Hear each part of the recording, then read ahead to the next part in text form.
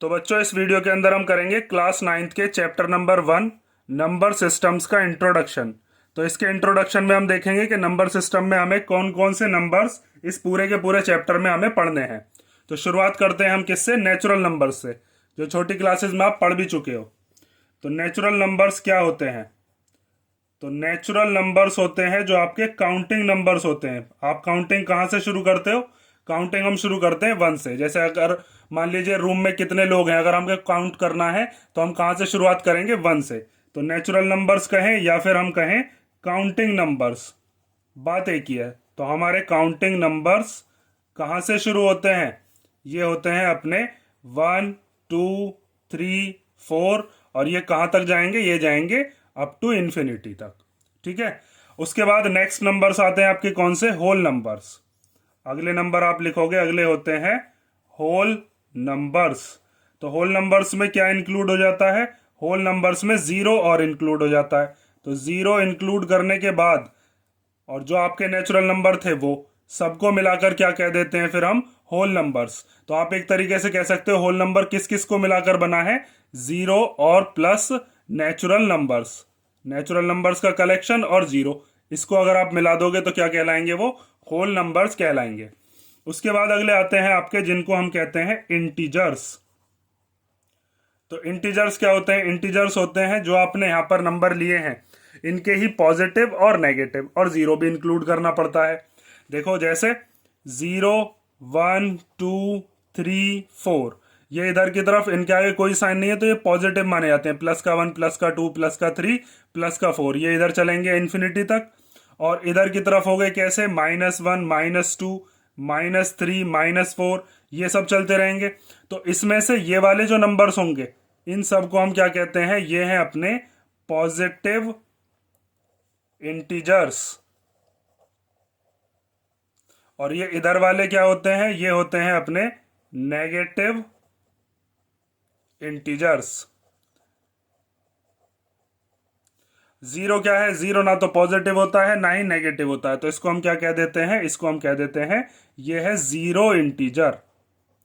ठीक है, ये चीज आप छोटी क्लासेस में पढ़ के आ चुके हो इतनी। तो आप ध्यान से एक चीज देखो यहाँ पर कि ये जो हमारे पॉजिटिव इंटीजर हैं, क्या यही तो नेचुरल नंबर है? नेचुरल नंबर कहाँ से स्टार्ट होते हैं? 1 से। और हमारे पॉजिटिव इंटीजर जो है वो भी 1 2 3 4 ये सब है। तो इसका मतलब हम नेचुरल नंबर कहें, काउंटिंग नंबर कहें, या फिर इन्हीं को ही हम क्या कह सकते हैं? Positive integers. ठीक है। अब अगले नंबर देखते हैं। अगले नंबर हमें कौन से पढ़ने हैं? अगले होते हैं आपके जिनको हम कहते हैं रेशनल नंबर्स। तो नेक्स्ट आप लिखोगे रेशनल नंबर्स। तो रेशनल नंबर की पहचान क्या है?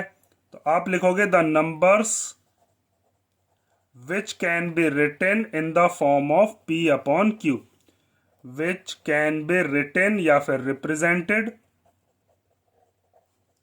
इन the form of p upon q। ठीक है, लेकिन एक कंडीशन होती है कि q की वैल्यू क्या नहीं ले सकते? हम जीरो नहीं ले सकते। मतलब ऐसे नंबर्स जिनको हम न्यूमरेटर अपॉन डिनोमिनेटर की फॉर्म में लिख सकते हैं उन सबको हम क्या कहते हैं? Rational numbers. और लेकिन एक कंडीशन होती है कि हम डिनोमिनेटर कभी भी क्या नहीं लेंगे? इसमें जीरो नहीं लेंगे। तो इसमें कैसे नंबर्स होते हैं? एग्जाम्पल के तौर पर कुछ नंबर्स मैं आपको दिखाता हूं, जैसे 1/2, 3/5, 3/10, ठीक है, 36/100, और मान लीजिए 10/3, 1/3, 1/7। ये सब कैसे नंबर है? ये सब रेशनल नंबर है, क्योंकि इनमें एक न्यूमरेटर है एक डिनोमिनेटर है। एक्चुअल में हम ये भी कह सकते हैं ये जो नेचुरल नंबर हैं या फिर होल नंबर्स हैं, इनके भी अपॉन में हम क्या मान सकते हैं? 1। जैसे मान लीजिए होल नंबर है 0, तो 0 के अपॉन में कुछ नहीं है तो क्या मान लो? 1। ठीक है, किसी भी नंबर को अगर हम 1 से डिवाइड करते हैं तो वही नंबर आता है। तो 0 के अपॉन में अगर हम 1 मान लेंगे तो वो भी कैसा नंबर हो जाएगा? Rational number. इनमें से कोई और नंबर उठा लीजिए, जैसे मान लीजिए आपने एक नंबर लिया 15, इसके अपॉन में कुछ नहीं है तो क्या मान लिया? 1। तो ये भी क्या है? एक तरीके का रेशनल नंबर ही है। अब ये 15 किस में आता है? ये नेचुरल में भी आ जाएगा, ये होल में भी आ जाएगा, ये इंटीजर में भी आ जाएगा। ठीक है, तो इस तरीके के नंबर्स क्या होते हैं? Rational numbers. ठीक है, अब मैं आपको बताता हूं कि नीचे डिनोमिनेटर जो है उसको जीरो लेने पर क्या हो जाएगा, या फिर आप क्या लिखोगे। तो आप यहां पर ध्यान से देखो। अब अगला यहां पर नोट डालकर लिखे देते हैं कि अगर मान लीजिए आपके सामने कहीं पर ऊपर दे रखा है कि जीरो है, मतलब न्यूमरेटर जीरो है, और नीचे कहीं आपको दे रखा है एनी नॉन जीरो नंबर, क्या है, एनी नॉन जीरो नंबर, तो उसका आंसर आप क्या लिखोगे, उसका आंसर आप लिखोगे जीरो। जैसे एग्जाम्पल के तौर पे जीरो के अपॉन में कुछ भी आ जाए, जैसे जीरो अपॉन वन आ गया तो आप क्या लिखोगे, जीरो ही आएगा इसका आंसर। जीरो अपॉन टू आ गया तो भी क्या लिखोगे, जीरो ही लिखोगे। जीरो अपॉन फाइव आ जाए तो भी क्या लिखेंगे, जीरो। मतलब जीरो के डिनोमिनेटर में कोई भी नॉन जीरो नंबर हो तो उसको हम क्या लिखते हैं, जीरो ही लिखते हैं। अब आगे बात आती है कि अगर इसका उल्टा हो जाए तो क्या होगा, तो एनी नॉन जीरो नंबर अगर ऊपर है, एनी नॉन जीरो नंबर आ जाए अगर ऊपर और नीचे डिनोमिनेटर में आ जाए जीरो, जैसे यहां पर आपको कंडीशन दी गई थी कि क्यू की वैल्यू जीरो नहीं ले सकते, क्योंकि अगर जीरो ले लेते हैं तो क्या आता है आंसर, तो हम लिखते हैं नॉट डिफाइंड। नॉट डिफाइंड मतलब इसका डेफिनेशन अभी मैथ्स में नहीं है, या फिर आप इस तरीके से इन्फिनिटी से इसको शो कर दोगे। जैसे अगर मान लीजिए आपके सामने कहीं ऐसा लिखा हुआ मिल जाता है कि वन अपॉन जीरो, तो आप इसको क्या लिखोगे, इसको आप लिख दोगे नॉट डिफाइंड, ठीक है। या फिर कुछ और मिल जाए, जैसे फाइव अपॉन जीरो मिल गया तो भी आप क्या लिखोगे, नॉट डिफाइंड, इसको हम डिफाइन नहीं कर सकते, ठीक है। क्यों क्यों नहीं कर सकते डिफाइन, देखो अगर मान लीजिए जैसे आपके सामने ये कह दिया गया, इसी को उठा लेते हैं कि आपको फाइव को डिवाइड करना है जीरो से, तो जीरो कितने जा फाइव होंगे, जीरो में तो हम किसी की मल्टीप्लाई कर ले, फाइव तो ला ही नहीं सकते, ठीक है। तो इसीलिए इसको हम क्या कहते हैं कि ये डिफाइन नहीं है। लेकिन अगर यहीं पर ऐसे दे रखा है जीरो अपॉन फाइव, तो इसका मतलब जीरो को डिवाइड करना है हमें किससे, फाइव से, तो फाइव कितने जा जीरो होंगे, फाइव जीरो जा जीरो होते हैं, फाइव की आप जीरो में मल्टीप्लाई करोगे जीरो आ जाएगा, तो फाइव जीरो जा जीरो, तो अपना क्या आया, जीरो। तो इसका मतलब जीरो के अपॉन में अगर कुछ है तो कोई प्रॉब्लम नहीं है, तो हम जीरो लिख देंगे। लेकिन अगर किसी नंबर को हम जीरो से डिवाइड करने जाएंगे तो हम जीरो से डिवाइड उसको नहीं कर पाते हैं, वो चीज अभी मैथ्स में डिफाइन नहीं है, तो आप क्या लिखोगे, नॉट डिफाइंड। इतनी चीज समझ गए। अब इनसे आपके क्वेश्चंस कैसे बनते हैं वो क्वेश्चंस भी मैं आपको बता देता हूं कि क्वेश्चंस आपके इन्हीं नंबर्स के ऊपर किस तरीके से बनेंगे। जैसे आपके सामने क्वेश्चन आता है कि क्या every natural number is a whole number, मतलब हर एक नेचुरल नंबर क्या होल नंबर में आता है, तो आप बिल्कुल देख सकते हो हर एक natural number one two three four सारे के सारे नेचुरल नंबर जो हैं वो होल नंबर में आते हैं, तो ये बात ट्रू हो जाएगी। लेकिन अगर उल्टा पूछ लिया जाए कि every whole number is a natural number, तो फिर फॉल्स है, क्योंकि कौन सा होल नंबर नहीं आता है नेचुरल में, जीरो नहीं आता है। तो इस तरीके के जो क्वेश्चंस हैं वो आपको एक्सरसाइज में और एग्जांपल्स में देखने को मिलेंगे। जैसे यहाँ पर देख रखा है every whole number is a natural number, ठीक है। तो इस तरीके के क्वेश्चंस जो हैं वो हम एग्जांपल में और एक्सरसाइज में करेंगे। फिलहाल आप इंट्रोडक्शन पे ध्यान देते रहो। तो ये हो गया अपना रेशनल नंबर, आप समझ गए। अब रेशनल नंबर के भी टाइप्स होते हैं, अब हमें देखने हैं टाइप्स ऑफ रेशनल नंबर्स। तो यहां पर आप लिखोगे, अब हम पढ़ रहे हैं टाइप्स ऑफ रेशनल नंबर्स। तो रेशनल नंबर के जो जो टाइप हैं उनको ध्यान से अब आप देखोगे। तो सबसे पहला होता है जिसको हम कहते हैं टर्मिनेटिंग डेसिमल, टर्मिनेटिंग डेसिमल। और दूसरा होता है जिसको हम कहते हैं non terminating repeating decimal, non terminating repeating decimal. अब इन दोनों में क्या डिफरेंस है, कैसे हम पहचान करेंगे, इसके बारे में देखते हैं, और साथ में इसका मतलब क्या है, टर्मिनेटिंग का मतलब क्या है, नॉन टर्मिनेटिंग रिपीटिंग का मतलब क्या है, इस चीज को भी देखते हैं। पहले मैं आपको बताता हूं इसकी पहचान क्या होगी। तो इसके अंदर जो डिनोमिनेटर होगा, डिनोमिनेटर होता है जो नीचे लिखा हुआ होता है फ्रैक्शन में, तो denominator must have only two और फाइव और बोथ एज फैक्टर्स। मतलब ऐसे नंबर्स जिनका डिनोमिनेटर बस या तो टू से डिविजिबल हो या फाइव से डिविजिबल हो या फिर टू और फाइव दोनों से डिवाइड हो जाए, उनको हम क्या कहेंगे, उनको हम कहेंगे टर्मिनेटिंग डेसिमल, ठीक है। इस चीज को अभी डिटेल में मैं आपको समझाऊंगा जब एग्जांपल देंगे। जैसे एग्जांपल के तौर पे नंबर्स लिखे लेते हैं, ये जो मैंने अभी पीछे लिखे थे इनमें से लिखे देता हूँ। 1/2 हो गया, 3/5 हो गया, और 3/10 हो गया, 36/100 हो गया। तो ये सब के सब नंबर कैसे हैं, ये टर्मिनेटिंग डेसिमल है। तो अब देख के ही कैसे पहचान पड़ेगी कि ये टर्मिनेटिंग है। और आगे की तरफ वाले ये जो तीनों नंबर हैं ये नॉन टर्मिनेटिंग रिपीटिंग है। इसकी पहचान के लिए मैं आपको ये चीज़ बता रहा हूँ। तो अब आप इसमें लिख सकते हो कि यहाँ पर क्या होगा, denominator have factors other than 2 and 5। मतलब यहां पर नॉन टर्मिनेटिंग रिपीटिंग डेसिमल जो होगा उसके अंदर डिनोमिनेटर के पास 2 और 5 के अलावा भी कोई फैक्टर अगर आ रहा हो तो हम कहेंगे वो कैसा है, नॉन टर्मिनेटिंग रिपीटिंग। इस चीज को अभी हम डिटेल में देखते हैं। पहले मैं इसके एग्जांपल लिखे देता हूं। जैसे आप लिख सकते हो कि 10/3 हो गया, ठीक है, 1/7 हो गया। तो ये सब के सब नंबर कैसे हैं, ये नॉन टर्मिनेटिंग रिपीटिंग है। अब टर्मिनेटिंग क्या होता है, नॉन टर्मिनेटिंग रिपीटिंग क्या होता है, ध्यान से देखो। जैसे 1/2 है, तो 1/2 में क्या है, जो न्यूमरेटर होता है उसको अंदर लिखते हैं, डिनोमिनेटर जो होता है वो बाहर लिखा जाता है। तो 2 से जब हम 1 को डिवाइड करेंगे, 2 के टेबल में 1 तो आएगा नहीं, तो यहाँ पर आप ना जाने की 0 लगाओगे और फिर पॉइंट लगाकर 0 बढ़ा सकते हो। तो 2 5 जा कितना हो जाएगा, 10। टर्मिनेटिंग का मतलब ये है कि ये चाहे पॉइंट के बाद ही कटे लेकिन ये पूरा का पूरा डिवाइड हो जाएगा, इसमें रिमाइंडर कुछ भी नहीं बचता। मतलब ये पूरा का पूरा टर्मिनेट हो जाएगा। जैसे हम यहाँ पर 1/2 को क्या लिख सकते हैं, 0.5। ठीक है, ये पूरा टर्मिनेट हो गया, मतलब कि पॉइंट के बाद ही चाहे डिवाइड हुआ सही, लेकिन ये पूरा का पूरा डिवाइड हो गया। जैसे नेक्स्ट हम देख सकते हैं, अगला है अपने पास 3/5। तो यहाँ पर आप 3 को डिवाइड करोगे किससे, 5 से। तो 5 के टेबल में 3 तो आता नहीं, तो ना जाने की 0, पॉइंट लगाकर 0 बढ़ा ली। तो 5 6 जा कितना हो जाएगा, 30। तो ये भी पॉइंट के बाद पूरा डिवाइड हो गया, रिमाइंडर कुछ नहीं बचा। तो आप यहाँ पर 3/5 को क्या लिख सकते हो, 0.6। जैसे अब 3/10 है, तो 3/10 को भी अब आप सॉल्व करोगे तो यहाँ पर 3 लिखेंगे, 10 यहाँ पर लिखेंगे। 10 के टेबल में आता नहीं, ना जाके 0, पॉइंट लगाकर 0 बढ़ा ली। तो 10 3 जा 30। तो ये कितना आया, यहाँ पर आप लिख सकते हो 3/10 इक्वल टू आ गया 0.3। तो ये तीनों ही एग्जाम्पल में आपने देखा कि चाहे पॉइंट के बाद ही डिवाइड हो लेकिन पूरा हो जाएगा। आप चाहो तो और भी एग्जाम्पल यहाँ पर बनाकर देख सकते हो।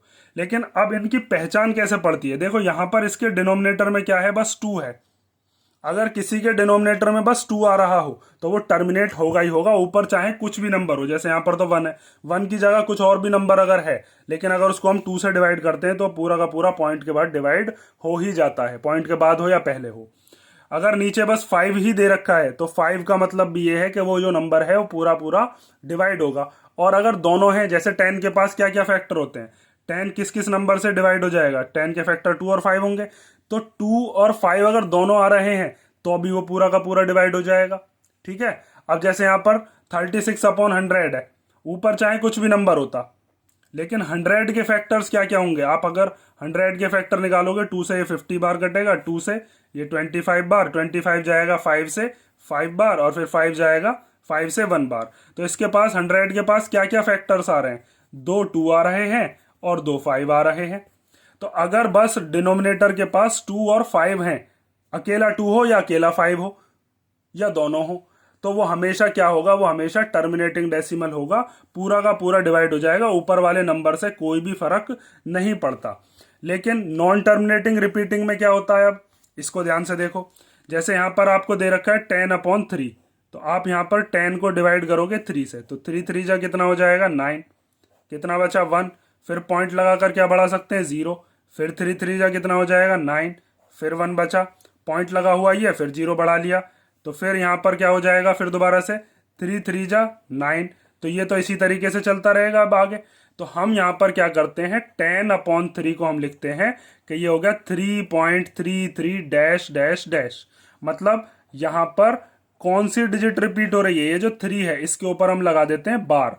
बार का मतलब है कि ये नंबर बार बार आ रहा है, ये नंबर अब रिपीट होने लगा। इसीलिए इसको हम क्या कहते हैं, नॉन टर्मिनेटिंग रिपीटिंग। मतलब ये पूरा टर्मिनेट तो हो नहीं रहा, पूरा कट तो रहा नहीं है, लेकिन रिपीट होने लग गया। मतलब इसमें कोई ना कोई नंबर क्या होने लगा, रिपीट होने लगा। अब जरूरी नहीं है एक ही नंबर रिपीट हो, जैसे यहाँ पर एक नंबर रिपीट हो रहा है, जैसे 1/7 को करके दिखाते हैं। जैसे यहाँ पर है आपके सामने 1/7, तो आपको क्या काम करना है, 1 को डिवाइड करना है 7 से। तो 7 के टेबल में 1 तो आएगा नहीं, तो ना जाने की 0, पॉइंट लगाकर 0 बढ़ा ली। अब 7 1 जा 7, कितना बचा, 3। ठीक है, पॉइंट लगा हुआ ही है, फिर से 0 बढ़ा लेते हैं। तो 7 4 जा कितना हो जाएगा, 28। 2 बचा, पॉइंट लगा हुआ है, फिर 0 बढ़ा ली। अब आता है फिर उसके बाद 7 2 जा 14, कितना बचा? इसके बाद आपके पास बचेगा 6, पॉइंट लगा हुआ है, फिर 0 बढ़ा ली। अब की बार 7 8 जा कितना हो गया? 56, कितना बचा? अब की बार 4 बचा, पॉइंट लगा हुआ है, फिर 0 बढ़ा ली। उसके बाद 7 5 जा कितना हो जाएगा? 35, कितना बचा? 5, फिर 0 बढ़ा ली। अब फिर दोबारा उसके बाद 7 7 जा 49, कितना बचा? 1। अब देखो सबसे पहले हम शुरुआत में क्या करने चले थे? 7 से डिवाइड करने चले थे 1 को। हमने यहाँ पर 1 को डिवाइड करना शुरू किया था 7 से, अब फिर दोबारा 1 आ गया। इसका मतलब जो काम हमने किया था वही काम हमें दोबारा से अब करना पड़ेगा। जैसे अगर फिर दोबारा से आप इसके आगे 0 बढ़ाओगे, फिर 7 1 जा 7 लिखोगे, तो इसका मतलब अब इन डिजिट्स के ऊपर क्या लग जाएगा? बार। मतलब 1/7 जो है इसके अंदर 0.142857, पॉइंट के बाद की ये जो डिजिट है 6 डिजिट, ये क्या होने लग जाएंगी? रिपीट। बार बार यही आएगा 142857, 142857। तो इसका मतलब ये क्या हो गया? ये हो गया आपका नॉन टर्मिनेटिंग रिपीटिंग डेसिमल। तो अब आप पहचान कैसे करोगे? देखो यहां पर डिनोमिनेटर में क्या आ रखा है? यहां पर डिनोमिनेटर में 3, इसके डिनोमिनेटर में क्या है? 7। तो अगर डिनोमिनेटर में आता है 2 और 5 के अलावा कोई और नंबर, तो हम कहेंगे वो नंबर कैसे हैं? वो है नॉन टर्मिनेटिंग रिपीटिंग डेसिमल। ठीक है, इतनी चीज समझ गए। टर्मिनेटिंग डेसिमल के पास क्या क्या होगा? या तो 2 होंगे, या 5 होंगे, या 2 और 5 दोनों हो सकते हैं। ऊपर वाले नंबर से कोई फर्क नहीं पड़ता, ना इस पे ना इस पे। बस आपको डिनोमिनेटर चेक करने और देखते ही आप बता दोगे कि कौन सा टर्मिनेटिंग है, कौन सा नॉन टर्मिनेटिंग रिपीटिंग है। ये डिवाइड करके जरूरी नहीं है हर एक क्वेश्चन में आपको डिवाइड करके देने के लिए कहेगा वो। क्वेश्चन ऐसा भी आ सकता है कि बिना डिवाइड करे, विदाउट एक्चुअली डिवीजन, आपको ये बताना है कि वो टर्मिनेटिंग है या नॉन टर्मिनेटिंग रिपीटिंग है। तो आप इतना लंबा डिवाइड थोड़ी ना करोगे, बस आपको क्या देख लेना है? उसका डिनोमिनेटर, मतलब कि ये जो नीचे वाले नंबर लिखे हुए हैं। ठीक है, लेकिन यहां पर आपको एक चीज का ध्यान देना है। अब वो क्या चीज है, उसको बहुत इंपॉर्टेंट है, उसको ध्यान से देखना। अब देखिए, जैसे मान लीजिए मैं आपको एक एग्जांपल देता हूं कि 1/30 है, ठीक है, या मान लीजिए 17/30 है। आपको तो मेन तो डिनोमिनेटर ही चेक करना है। तो अब 30 के फैक्टर्स क्या होंगे? डिनोमिनेटर क्या है अपने पास? डिनोमिनेटर है अपने पास 30, ठीक है। और फैक्टर्स ऑफ 30 क्या होंगे? 30 को आप ऐसे लिख सकते हो 2 इंटू 3 इंटू 5। तो अब आपके सामने ये आ रहा होगा कि यहाँ पर 2 आ रखा है, 3 आ रखा है और 5 आ रखा है। और मैंने आपको बताया था कि डिनोमिनेटर के पास अगर 2 और 5 के अलावा कोई और नंबर आ जाए तो वो कौन सा होता है? Non terminating repeating. तो अब आपके सामने यहाँ पर 2 भी आ रखा है, 5 भी आ रखा है, 3 भी आ सकता है, तो आ रखा है। तो आप इसको किस में मानोगे? आप इसको टर्मिनेटिंग में मानोगे या नॉन टर्मिनेटिंग रिपीटिंग में मानोगे? तो अगर आप 2 और 5 पे ध्यान दे रहे होगे तो आप कहोगे कि ये टर्मिनेटिंग है। अगर अगर आप ये देख रहे होगे कि इसमें 3 आ रखा है तो आप कहोगे कि ये नॉन टर्मिनेटिंग रिपीटिंग है। तो देखो, इसमें ध्यान देने की बात यह है कि 2 और 5 के आने से ही कोई मतलब नहीं है। 2 और 5 के अलावा कोई और नंबर अगर आपको दिखता है तो आप उसको किस में लिखोगे? नॉन टर्मिनेटिंग रिपीटिंग डेसिमल में। 2 और 5 आते बस अकेले तो कोई दिक्कत नहीं थी, तो हम क्या लिखते हैं? ये टर्मिनेटिंग है। लेकिन 2 और 5 के अलावा भी आ गया ना 3, तो इसका मतलब ये कौन सा है? ये है आपका नॉन टर्मिनेटिंग रिपीटिंग डेसिमल। और साथ में एक चीज और देखनी है कि ये कैसा होना चाहिए? ये होनी चाहिए कि सिंपलेस्ट फॉर्म। सिंपलेस्ट फॉर्म का मतलब क्या है कि 17/30 है जैसे, तो ये कैंसिल आउट नहीं होने चाहिए आपस में। अगर कैंसिल आउट हो गए तो फिर उसके बाद जो नंबर होगा उसका डिनोमिनेटर चेक करना है। जैसे अगर मान लीजिए यहीं पर मैं आपको दे देता 15/30, तो आप फिर दोबारा से ही कहते हैं कि सर इसमें तो डिनोमिनेटर में 2 3 और 5 आ रहे हैं, तो ये तो नॉन टर्मिनेटिंग रिपीटिंग डेसिमल है, क्योंकि इसके डिनोमिनेटर में 2 आ रहा होगा, 3 आ रहा होगा, 5 आ रहा होगा। लेकिन ये सिंपलेस्ट फॉर्म नहीं है। पहले हम क्या काम कर सकते हैं? इसको कैंसिल आउट कर सकते हैं सेम नंबर से। 15 1 जा 15 एंड 15 2 जा 30। तो ये एक्चुअल में 1/2 लिखा हुआ है, ठीक है। और 1/2 कैसा होता है? अभी आपने चेक किया था, 1/2 होता है 0.5। तो 0.5 कैसा है? ये है आपका टर्मिनेटिंग डेसिमल, ठीक है। और ये इधर वाला कैसा हो गया? ये हो गया आपका non terminating repeating decimal, NTR, ठीक है। एक एक्टर भी है, नॉन टर्मिनेटिंग रिपीटिंग डेसिमल हो गए। तो अब आपको मेन चीज ध्यान क्या रखनी है? आपको ये ध्यान देना है कि जब भी हम किसी भी नंबर को या किसी भी फ्रैक्शन को, किसी भी रेशनल नंबर को चेक कर रहे होंगे, तो सबसे पहले हम देखेंगे सिंपलेस्ट फॉर्म। सिंपलेस्ट फॉर्म देखने के बाद हम क्या देखेंगे, उसका डिनोमिनेटर। डिनोमिनेटर में अगर 2 और 5 आ रहे हैं, बस अकेला 2 आ रहा है तो भी वो टर्मिनेटिंग, अकेला 5 आ रहा है तो भी वो टर्मिनेटिंग, और अगर 2 और 5 दोनों आ रहे हैं, अगर 2 और 5 दोनों आ रहे हैं तो भी वो टर्मिनेटिंग। लेकिन 2 और 5 के अलावा अगर आपको कोई और नंबर दिख जाए तो आप क्या लिखोगे उसको, नॉन टर्मिनेटिंग रिपीटिंग डेसिमल। ठीक है, ये चीज ध्यान रखना। जैसे यहाँ पर ये 36/100 है, आप चाहते तो इसको भी सिंपलेस्ट फॉर्म में कर सकते थे, जैसे ये दोनों के दोनों 4 से कैंसिल आउट हो सकते हैं, तो 4 से कैंसिल करते हैं, 4 9 जा 36 और 4 से 25। लेकिन सिंपलेस्ट फॉर्म आने के बाद भी ये जो डिनोमिनेटर है 25, ये 25 के फैक्टर क्या क्या है, बस 5 और 5 ही तो होंगे, तो ये तब भी किस में आता, टर्मिनेटिंग डेसिमल में। दो चीज याद रखना अब, सिंपलेस्ट फॉर्म, उसके बाद डिनोमिनेटर। डिनोमिनेटर में 2 और 5 है तो फिर कौन सा है, टर्मिनेटिंग। 2 और 5 के अलावा कोई और है तो नॉन टर्मिनेटिंग रिपीटिंग डेसिमल। ठीक है, तो ये हो गए आपके रेशनल नंबर के बारे में। अब हम देखते हैं अगले, जिनको हम कहते हैं इर्रेशनल नंबर्स। तो आप अगले लिखोगे यहां पर इर्रेशनल नंबर्स। तो इर्रेशनल नंबर क्या होते हैं, इर्रेशनल नंबर वो होते हैं जिनको हम पी अपॉन क्यू की फॉर्म में रिप्रेजेंट नहीं कर सकते, या फिर आप कह सकते हो ये जो नंबर होते हैं ये नॉन टर्मिनेटिंग नॉन रिपीटिंग होते हैं। नॉन टर्मिनेटिंग और नॉन रिकरिंग कहो या फिर नॉन रिपीटिंग कहो, ऐसे नंबर जो ना तो पूरे के पूरे डिवाइड होंगे और ना ही उनमें कोई चीज रिपीट होगी। अब देखो इसमें कंफ्यूजन बहुत रहती है, यहां पर है नॉन टर्मिनेटिंग नॉन रिपीटिंग, इसमें है नॉन टर्मिनेटिंग रिपीटिंग डेसिमल।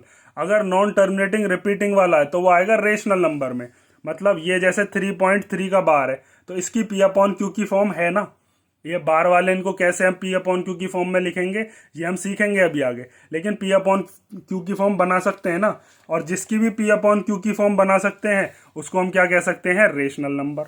ठीक है, लेकिन ऐसे नंबर जिनमें कोई भी चीज रिपीट ही नहीं होगी और ना ही वो पूरे के पूरे डिवाइड हो रहेंगे, उनको हम क्या कहेंगे, इर्रेशनल नंबर।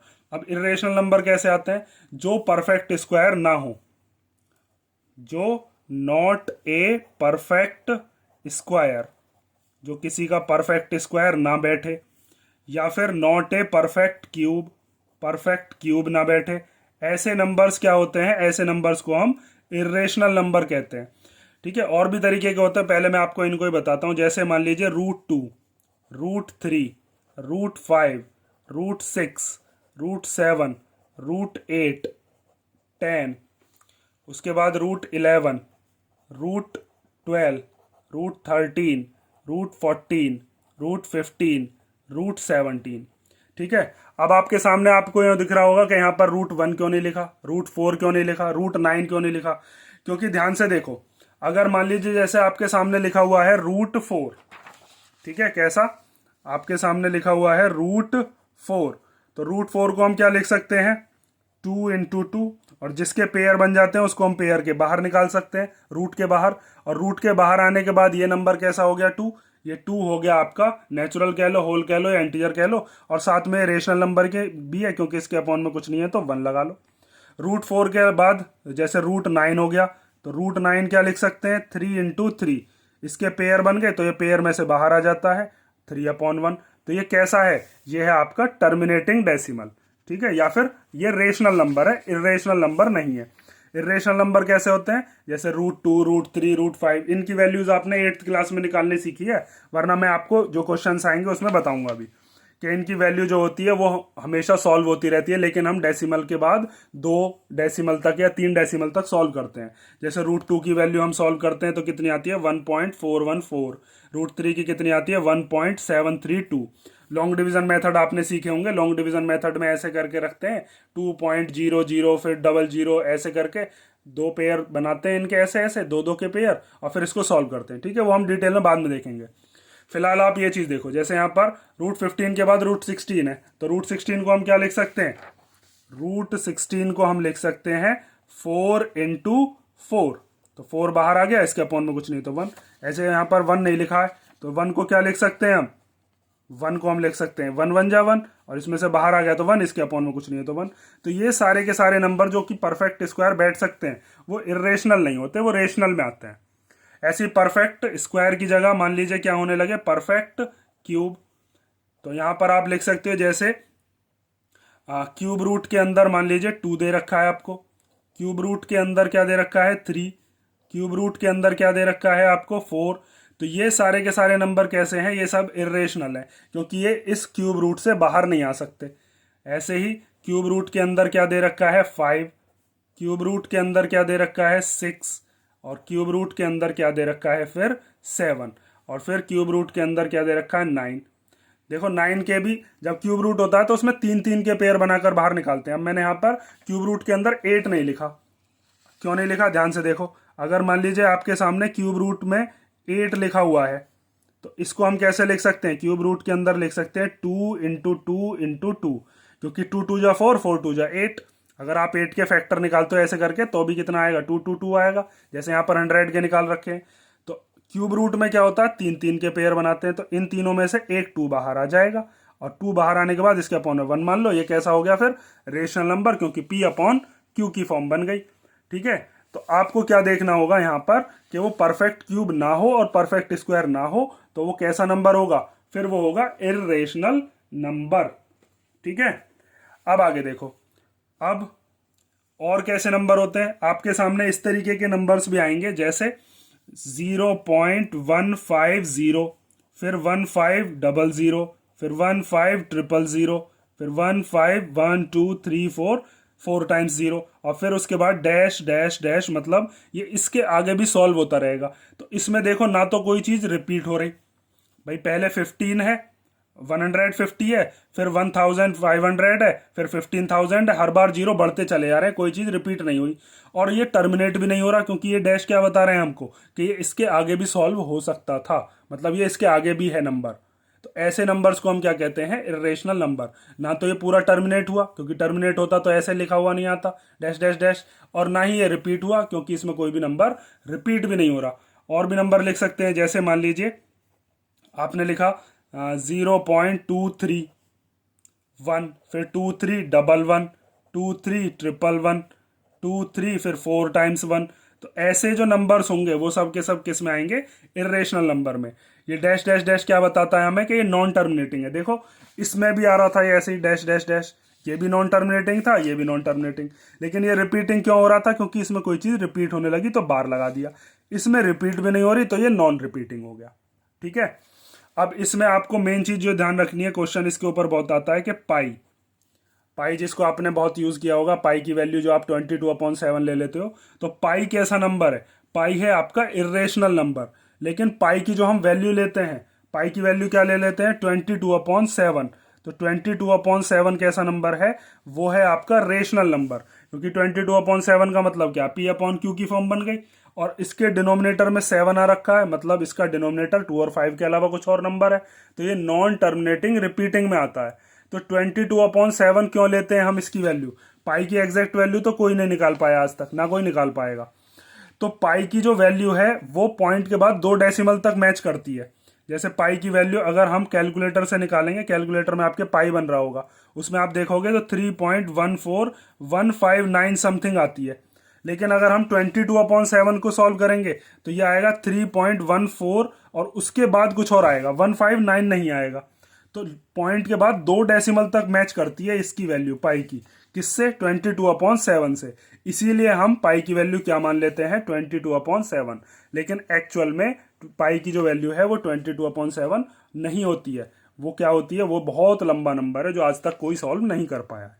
ठीक है, जैसे पाई को आप कैलकुलेटर में चेक करोगे, मैंने आपको बता भी दिया, उसमें क्या आएगा 159, लेकिन अगर आप 22/7 करोगे तो 3.14 के बाद का जो नंबर है वो मैच नहीं करेगा, वो 159 नहीं आ रहा होगा। तो 3.14 तक मैच करता था, तो हम 3.14 भी मान लेते हैं वैल्यू, या फिर 22/7 भी मान लेते हैं। ठीक है, तो इरेशनल नंबर आप समझ गए। इसमें ये चीज ध्यान रखनी है, पाई आता है तो इरेशनल नंबर, और 22/7 आता है तो रेशनल नंबर। अब बात आती है कि रियल नंबर्स क्या होते हैं। तो रियल नंबर्स जो है ये होता है आपका collection of real rational number और इरेशनल नंबर। इसमें आप कह सकते हो ये क्या है, ये है collection of rational number and irrational number.